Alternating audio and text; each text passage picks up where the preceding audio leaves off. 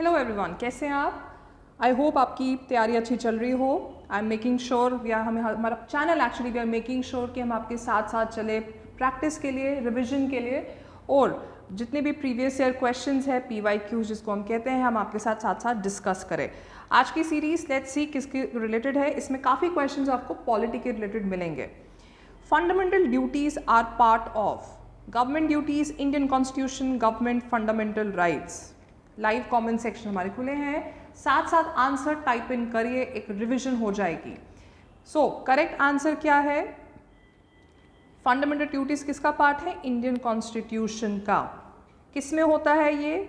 Part 4A में। Okay, article 51A। कितनी fundamental duties है हमारी? 11। कब अडॉप्ट की थी हमने? सी, फंडामेंटल ड्यूटीज के रिलेटेड ऐसे सवाल पूछे जाते हैं। एक तो हो गया ये दूसरा हो गया, ये तीसरा हो गया, फोर्थ वुड बी रिगार्डिंग कब ऐड हुआ था, that would be 42nd amendment. ठीक है, सो 3 क्वेश्चंस आपके यहीं से बन गए। Local bodies of the cities are called taluk panchayat, palike, municipality, municipal corporation. Cities की बात करी है, जैसे मेट्रो सिटीज़ की हम बात करते हैं। So the correct answer here is municipal corporation. कब ऐड हुआ था ये? 74th amendment. 74th अमेंडमेंट कब? 1992। कॉर्पोरेशन, म्यूनसिपल कॉर्पोरेशन हुई थी establish for administration of big cities. वहाँ पे काउंसिल आ जाते हैं आपके, देन स्टैंडिंग कमिटीज़ आ जाती है, एंड कमिश्नर आ जाता है आपका। Okay, so this is the answer. United Nations Day is celebrated on, बहुत फेमस है, UN के रिलेटेड भी सवाल पूछे जाते हैं, and basic question. 25th October every year, 26th October every year, 24th October every year, 15th August every year. The correct answer here is 24th October. ठीक है, 1945 में ये एस्टैब्लिश हुआ था UN, और हर साल ये सेलिब्रेट हम करते हैं day. Of course UN organisation में बहुत सारे ऑर्गेनाइजेशन है अंडर, कंट्री सेलिब्रेट करती है UN के रोल को। आजकल डिबेट्स भी है UN के रिलेटेड कि UN आज के टाइम तक कितना सक्सेसफुल भी रह चुकी है।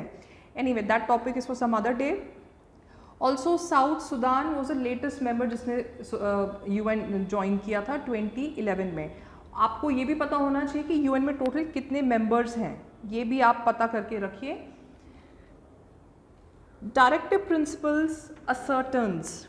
डायरेक्टिव प्रिंसिपल जो है DPSP जिसको हम कहते हैं directive principle of state policy, वो क्या इंपॉर्टेंस है, क्या डील करता है? Welfare of the entire society, protection of the entire employ population, welfare of the entire women population, protection of human rights alone. ठीक है, इसका आंसर क्या है? A, welfare of the entire society. Entire society में आपके सारे आ जाएंगे, तो इसकी आपको टेंशन नहीं लेनी है, एंटायर सोसाइटी। अब DPSP आपका किस में आता है? अगेन इसमें भी हम अलग अलग क्वेश्चन बनाएंगे पार्ट 4 में। ओके, आर्टिकल 36 to 51 ये डील करता है। इसका एम क्या है? Ensuring socio economic justice, socio economic justice of people so that India becomes a welfare state. Welfare state की जब हम बात करते हैं तब ये ऐड होता है। Which of the following is not recognized as a scheduled language by the Constitution in which the candidate can write central examination? Bhojpuri, Gujarati, Hindi, Kannada. अब शेड्यूल लैंग्वेजेस हमारी कितनी है? 8 शेड्यूल में 22 लैंग्वेजेस हैं। ओके, उसमें से कौन सी एक है जो मेंशन नहीं है? Kannada, Hindi, Gujarati, Bhojpuri. The correct answer is Bhojpuri. Bhojpuri नहीं है आपकी, बाकी 3 है। देन वी नो डोगरी भी है, पंजाबी, कश्मीरी, असमीज, हिंदी, ये सब हैं। Pulse polio campaign was launched by, कौन सी मिनिस्ट्री ने किया है? अब वो बताइए। इसका answer Ministry of Food and Civil Services, Ministry of Home Affairs, Ministry of Health and Family Welfare, Ministry of Education. इसका आंसर क्या है? Ministry of Health and Family Welfare। ये 1995 में लॉन्च हुआ था। Objective of course to eradicate the threat की बात कर रहे हैं, polio. Who What elects the president in India? Members of Rajya Sabha, electoral college, the chief election commissioner. बहुत ही weird option है. Yeah, the citizens of India through the process called voting. No, indirect voting होती है यहाँ पे. Indirect voting होती है और electoral college होता है. उस इलेक्टोरल कॉलेज में कौन आता है? आपके MPs आते हैं लोकसभा राज्यसभा के, और MLAs आते हैं आपके लेजिस्लेटिव असेंबलीज के. उसी को इलेक्टोरल कॉलेज कहते हैं. What is a party ticket? चलिए, ये हम एकदम लेमैन्स लैंग्वेज वाला क्वेश्चन है कि मेरे को पार्टी की टिकट मिलनी चाहिए फिर अच्छा काम होगा. Parties announcement, parties mail, parties nomination, parties bill. The correct is nomination. Party की टिकट मिलना मतलब I am being nominated, that means अब इसके बाद में इलेक्शंस कंटेस्ट करूंगी.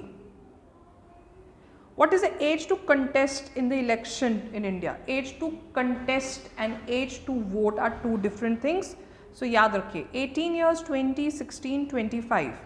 The correct is 25. आपने देखा होगा कैसे जब हम लोकसभा इलेक्शंस की बात करते हैं, या सॉरी लोकसभा जब कोई कैंडिडेट को ज्वाइन करना है, we say कि not less than 25 years of age.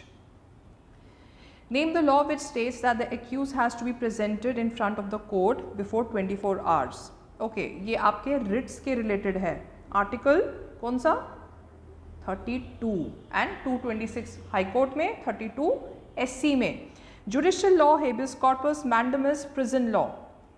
The correct is of course habeas corpus. इसको बोलते हैं to produce the body. That means if someone is detained or not produced before the court within 24 hours, जब वो arrest हुआ है, detain हुआ है, तो a person can file for habeas corpus petition. Basic, इसको बुलवाक बेसिक कहा जाता है of the fundamental rights. People's collective view on government matter is called public voice, people's voice, public opinion, people's view. The correct answer is public opinion, जो हम रोज़ के तौर पे use करते हैं. आजकल न्यूज़ चैनल्स भी they form a public opinion, जहाँ पे उनको पता चलता है कि कैसे लोगों के जो मैटर्स है they are being dealt with. Okay, public opinion कहते हैं टुवर्ड्स अ गवर्नमेंट. वो इस इशू को कैसे डील कर रही है, वो कोई भी आपका इशू हो, स्टेट ओरिएंटेड, नेशनल ओरिएंटेड, कैसे डील कर रही है, वो एक व्यू मिलता है. What is the percentage of women reservation in local bodies? 50%, 33%, 45%, 20%. Yes, the correct is 33%. हमेशा से हम पढ़े जा रहे हैं 33% कैसे रिजर्वेशन दी गई है आपकी लोकल बॉडीज़ में वुमेन को, एंड कैसे वो यूटिलाइज भी हो रहा है. One of the challenges to democracy is, ध्यान से क्वेश्चन पढ़िए, if you can pause the video also. Challenge of distribution of power, challenge of distribution of abundant resources, challenge of equality in terms of wages, challenge of expansion of democracy across region, culture, etc. देखिए, distribution of power तो नहीं हो सकता, क्योंकि democracy में power जो भी है, चाहे वो मैंने लोकल बॉडीज़ को इलेक्ट किया है, लेजिस्लेटिव या पार्लियामेंट MPs, पावर डिस्ट्रीब्यूटेड है properly. The correct is challenge of expansion of democracy across region, culture. अलग अलग एरियाज़ में जब डेमोक्रेसी फैलती है, अभी भी देखिए यहाँ पे कुछ रीजन्स में, कुछ एरियाज़ में अभी भी कहा जाता है कि डेमोक्रेसी की प्रॉब्लम हो जाती है.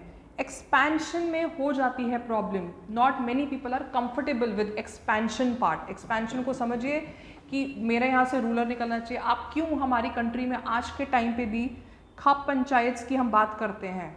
ओके, सो डेमोक्रेटिक वे नहीं है वो. Electronic voting machines consist of the following information. EVMs जो हम, आप में से किसने वोट किया है, देखिए बताइए क्या आंसर है. Candidates name and age, candidates name and symbol, candidates name and voter name, candidates name and party.